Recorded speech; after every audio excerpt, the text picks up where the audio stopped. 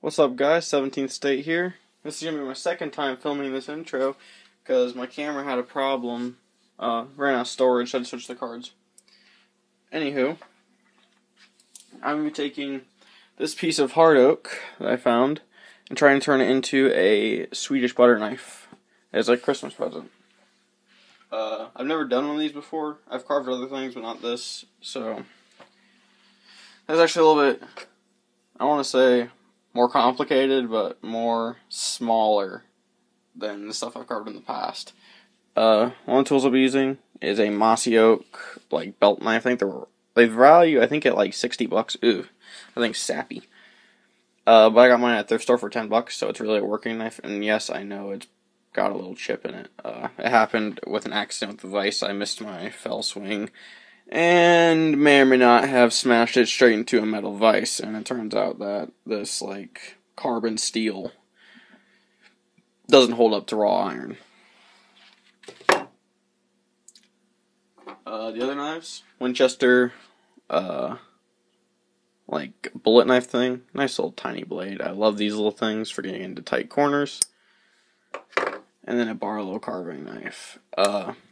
This is like your main carving piece.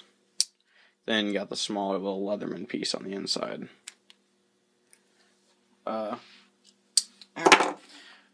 This is my little hand saw. This was not what I used to take that piece. I used an older saw. Well, not really an older saw, but a bigger saw, but it's like kind of dull. You need to sharpen it. This little bugger is just going to be his little cross teeth pattern. It's just going to be for getting some bigger hunks off of it. Really, it's for taking like the big knot off the end, which is the first thing I want to do. A little mallet just to help push the knife through for parts. Show you all. There it goes.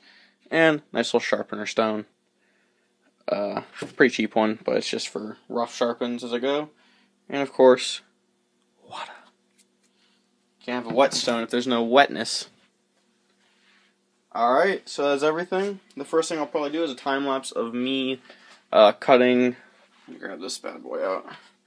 I'm gonna start the cut right about there, and I'm just gonna move it, like cut all this off because this is really nasty and rotted up. That looks kind of cool.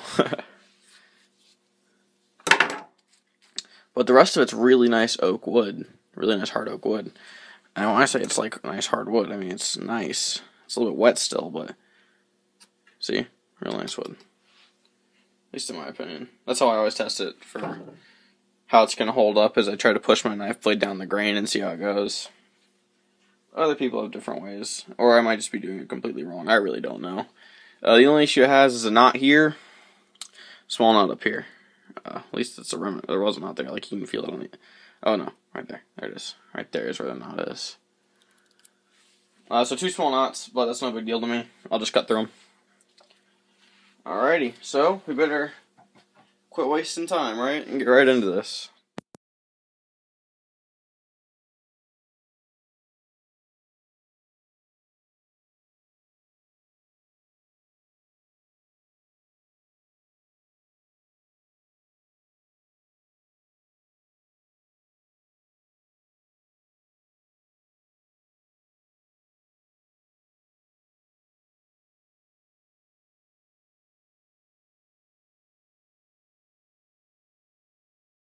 Hate to interrupt your time lapse there, but look at this. I just made an attempt at smashing off this piece because the cuts are getting pretty deep. So I hit it. It actually broke that big knot open. Look how nasty that is. Here's the other piece. It's just all nastiness, but look at the actual wood. The wood looks great, but it's just covered in nasty stuff. I think I'm going to give it a couple more swings at the ground real quick, and I'll tell you if it breaks.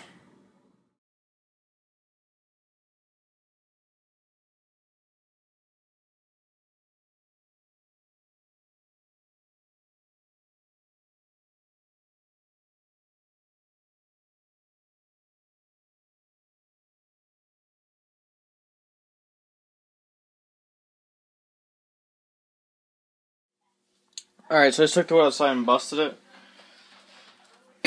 It does have ants in it, but I'm going to go fix that very rapidly.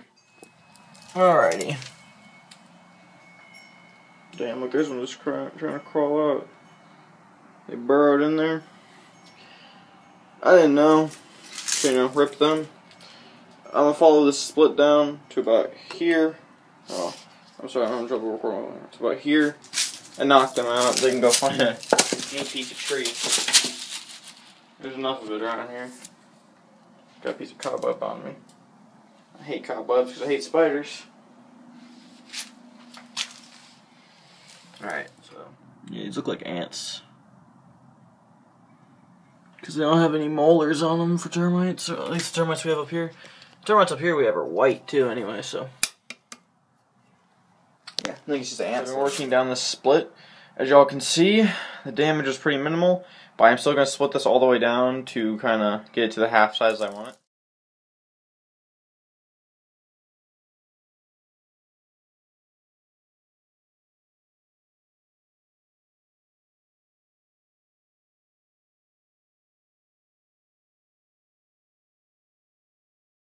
Alright, so with a little bit of chiseling, I do believe I've rid us of whatever was living in there.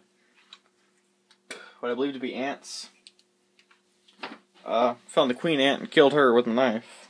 So she was right in here. And I believe that's the end of their burrow. Here, I better just pick this up and show you. I believe right here is where it ends, because, you know, I followed it through, and I pushed my blade in. I've pushed it along a little bit, and I haven't been able to find anymore. I'm telling you, man, it's always the nicest wood that these little nasty critters decide to inhabit. But whatever, we're probably going to shave this down a little bit now. At least down here, because these will probably end up breaking this or cutting it right here. And using this piece down here, because this piece seems okay. Besides this little black spot right there. So yeah. I guess I better start on that.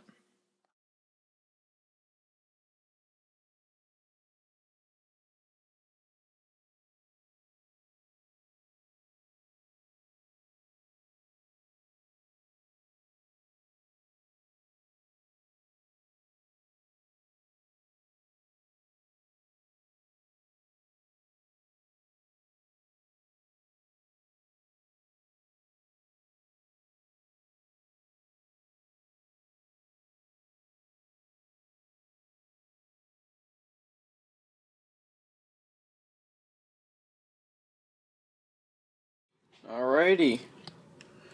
Here you guys go. Got all the brown off of it. I just kind of slide it over to better lighting and then get it focused. There you go. Got all the nasty off of it. Besides this. And a little bit in the center, but that'll go bye-bye when it dries. So I'm leaving it out to dry for the night.